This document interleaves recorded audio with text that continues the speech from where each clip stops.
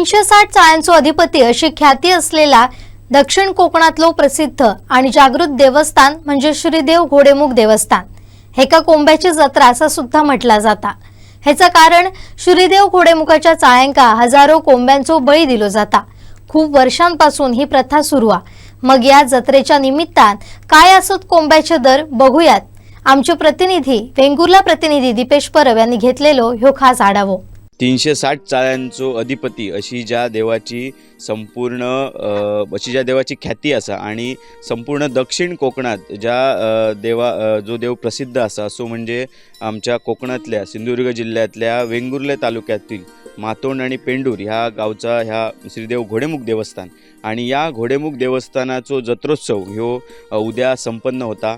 आणि या जत्रोत्सवाक लाखो भाविक जे उपस्थित राहतात आणि श्रीदेव घोडेमुखचा दर्शन घेतात। अजूनही ही एक जी जत्रा ही अजूनही एका कारणासाठी प्रसिद्ध आहे। ह्या जत्रेक कोंब्याची जत्रा असा म्हटला जाता। आणि ही कोंब्याची जत्रा असा का म्हटला जाता तर श्रीदेव घोडेमुखचे जे चाळे असत त्यांका कोंब्याचो नवस केलो जाता आणि त्या ठिकाणी जे भाविक येतात या जत्रोत्सवाक ते कोंबे घेऊन त्या ठिकाणी येतात आणि हजारो कोंब्यांचो जो बळी असा तो ह्या चाळ्यांका दिलो जाता घोडेमुखच्या। एक विशेष म्हणजे की श्रीदेव घोडेमुख ह्या एक शंकराच्या अंश याचा स्थान असा। त्याच्यामुळे ह्या घोडेमुखाक केळी नारळ आणि साखर असे जे वस्तू अर्पण केले जातात आणि ह्यो जो कोंब्याचो जो बळी दिलो जाता ह्यो त्याचे जे गण असतात त्याचे जे चाळे असतात हेंका दिलो जाता। आणि ही जत्रोत्सव जरी आपण म्हटलो तरी ही एक या गावची एक प्रथा असा की गावची एक रीत असा जी खूप वर्षापासून चलत दिलेली असा। पूर्वीच्या वर्षी पूर्वीपासून या ठिकाणी जो गावचो एका कोंब्याचो मान ह्यो त्या घोडेमुखाक दिलो जायचो आणि त्याच्यानंतर वर्षानुवर्ष ह्या देवाची ख्याती सगळीकडे पसरत गेली। लोकांका या देवस्थानाबद्दल माहिती पडत गेली आणि त्याच्यानंतर बरेचसे लोक हे या जत्रोत्सवाक येऊक लागले। श्रीदेव घोडेमुखाच्या चाळ्यांका कोंब्याचो नवस करूक लागले, आपले इच्छा थंय प्रकट करूक लागले आणि त्यांका त्याची ख्याती येऊक लागली। असा करत करत हे भरपूर लोक जे असत ते थंय त्या जत्रोत्सवाक कोंबे घेऊन येऊक लागले आणि आपलो नवस फेडूक लागले।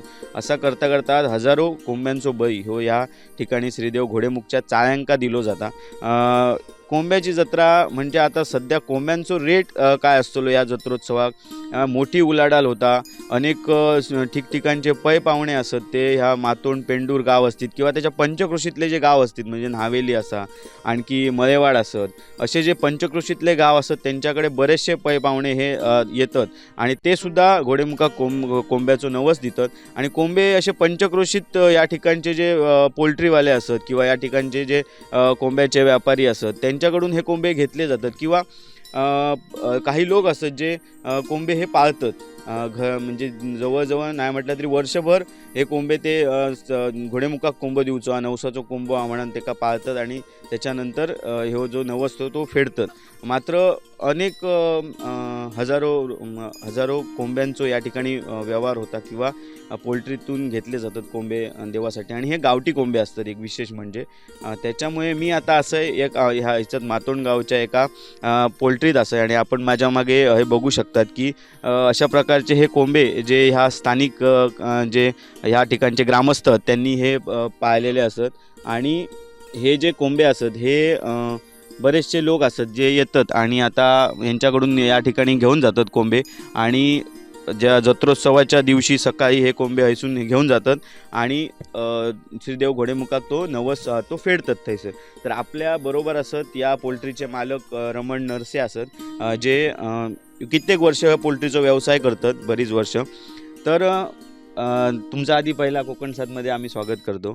बरीच वर्ष तुम्ही या कोंब्यांचा व्यवसाय करता आणि घोडेमुखची जत्रा म्हटल्यानंतर गावठी कोंब्यांना खूप महत्त्व आणि त्या काळजीनुसार आम्ही ते त्यावेळी उपलब्ध करून पाळतो व्यवस्थितप्रमाणे। आज त्यांची 2-3 महिने निगा केली जाता आणि अशा प्रकारे उद्याच्या दिवशी त्याची प्रत्येक माणूस आपल्या ह्याच्याप्रमाणे घेऊन जातो। काय म्हणताय की आता घोडेमुखची जत्रा येयली की तुमका साधारण ह्यो कोंबे कधी खैसून आणूचे लागतात किंवा तुम्ही कसे काय पाळतात? कारण घोडेमुखच्या जत्रेच्या निमित्तान खूप कोंब्यांची मागणी असता, भरपूर जण मागणी करतात. तर काय सांगा, सुरुवातीपासून कसा तुम्ही आज सुरुवातीला आम्ही लहान छोटी पिल्लं आणतो. कम से कम ती 40-42 रुपयाने एक पिल्लू पडता. नाहीतर मी आता साधारण 350 पिल्लं टाकलेली. 350 पिल्लाला आज 4 महिने मी पाळतोय. 4 महिन्यानंतर आज ते 1.5 किलो, 1.25 किलो, 2 किलो अशा प्रकारे, म्हणजे त्या प्रकारे ते वजनाला झालेले आहेत.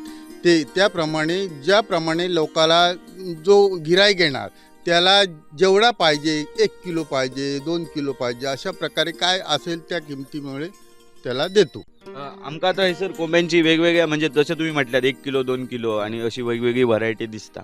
तर काय सांगाल की साधारण ह्या कोंब्यांची किंमत कशा प्रकारे ठरवतात तुम्ही, कशी ठरवली जाते? आता सरासरी आम्ही किलोवर लावलेला असा 280ने किलो देतो.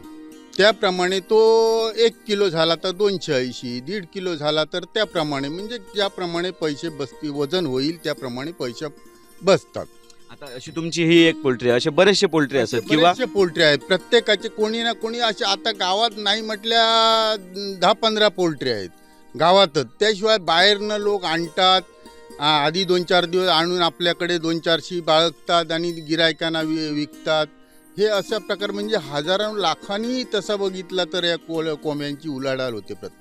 बरोबर. आणि एक मी म्हणते की या जत्रोत्सवानिमित्त आता त्याची पूर्वीचा काळ वेगळं होतो, आता त्याची ख्याती सगळीकडे पसरल्यामुळे प्रत्येक जण कोंबे योग घेतात आणि ह्याच्यातून साधारण एक जे पोल्ट्रीवाले, आता तुम्ही व्यावसायिक असतात, मग तुमका ह्याच्यातून साधारण अर्थार्जन किंवा होता काय होत त्याच्यात काही नाही काहीतरी आमका. आता कसं, आता मी 350 पिल्लं घातली, नाही म्हटलं 5-7 हजार रुपये, 7-8 हजार रुपये तरी आम्हाला इन्कम होतं आहे त्याच्यामागे.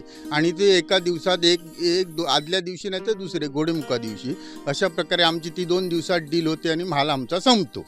आणि हे कोंबे आता तुमच्याकडे अगोदर सांगून जातात आणि नंतर घोडेमुखा दिवशी येऊन ऑर्डर वगैरे देतात. काही खूप लोक, म्हणजे 10-15, एक माणूस 10-15-20. आता माझ्याकडे एकाने ऑर्डर कमीत कमी 28 ते 30 कोंब्याची दिलेली, ती एका घरात असते. म्हणजे त्याचे पाहुण्यातून पाहुणे असे सगळे लोक त्या पाहुण्याच्या ओळखीने त्या गावात येतात. आता त्या माणसाकडे 27-28 कोंबे आहेत, एका घरात एका शिजवणार तो, म्हणजे किती त्यांचे, म्हणजे एका ठिकाणी येऊन पाहुणे सगळे का. अशा प्रकारे या मातोंड गावात प्रत्येक घरात नाहीत म्हटल्या आज कम से कम 10-20 न घरातच असतं, म्हणजे पाहुणे पैकी येतात त्याच्यामुळे. बरोबर. सगळेच जण आता प्रत्येक पाहुणे असतात ते सांगतातच कोंबे. आता आणखी एक प्रश्न की साधारण आता कमीत कमी कोंब्याची किंमत आता सध्या ह्या घोडेमुखच्या सीझन, म्हणजे घोडेमुखचा आपण सीझनच म्हणूया, कारण ह्यो घोडेमुख जत्रा येईल की प्रत्येक जण कोंबे शोधूक धावता, म्हणजे खंय कोंबे असतात किंवा काय असतात. मग साधारण आताच्या ह्या कोंब्यांचा दर 1 किलो पासून पुढे असं काय असा? आता 1 किलो पासून पुढे कम से कम साधारण मी म्हटलं कमीत कमी आता बघितलं तर आमच्याकडे 600-650 पर्यंत होता. प्युअर आता इथे गावात कोणतरी प्युअर बाळगलेले आहेत, सोडलेले, बाहेर सोडलेले. आज त्या कोंब्या ग्रेड 1000, 1200, 800, 900, 1000, 1200 असा रेट चालतो. म्हणजे प्युअर. त्याप्रमाणे काही जणांना जे पुरवडत नाही, तो आता एक कोंबडा 1000-1200ला घ्यायचं, त्यापेक्षा ज्याच्या घरात 5-6 असतात तो हे आमच्याकडचे नेतात. म्हणजे आमच्याकडचे 2 किलो झाले तर 280 प्रमाणे त्याचा रेट लावून हिशोबात बसतात. म्हणजे त्या किमती आमच्याकडे 2 कोंबे उपलब्ध होतात. बरोबर. म्हणजे आता तुम्ही म्हटलं ते प्युअर गावठी, म्हणजे आता साधारण घरात पाळलेले कोंबे असे कमीच बघू मिळतात. कारण बाहेर सोडल्यानंतर कोण जंगलातली जनावरं वगैरे जास्त नाही, त्याच्यामुळे ती कमीच दिसतातच, कमी. त्याच्याप्रमाणे आता ही लोक ही पोल्ट्री सारख्या आमच्याकडसूनच घेतात.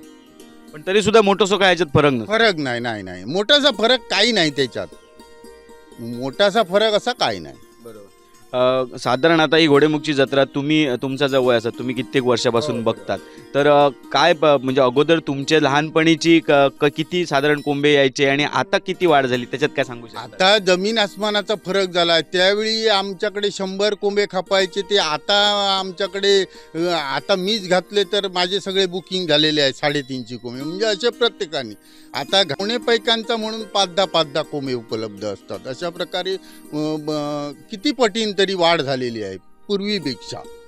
निश्चितच आपण या ठिकाणी बघितलं की घोडेमुखची जत्रा ची ठरल्यानंतर किंवा घोडेमुखच्या जत्रेची तारीख ठरल्यानंतर या कोंब्यांची जी ह्या असा म्हणजे घेण्यासाठी अनेक पोल्ट्रीवाले असतात, त्यांचा व्यवसाय या ठिकाणी चालता आणि लाखो रुपयांची उलाढाल ही संपूर्ण गावात म्हणजे मातोंड गाव असेल, पेंडूर गाव असतात किंवा आणखी आजूबाजूचे पोल्ट्री व्यावसायिक असतात, त्यांचा लाखो रुपयांचो ह्यो कोंब्यांचो व्यवसाय होता. त्यांना एक उदरनिर्वाहाचा जा साधन आता या जत्रोत्सवातही उत्पन्न होता. अशा प्रकारे प्रत्येक ह्यो जत्रोत्सव अगोदरच्या काही ही एक छोटीशी प्रथा होती, पण या कालांतराने संपूर्णपणे याची ख्याती श्रीदेव घोडेमुखची पसरत गेल्यानंतर ह्याचो एक आता साधारण पोल्ट्री व्यवसायांका सुद्धा या ठिकाणी त्याचा फायदो ह्यो आपल्याला बघूक मिळता.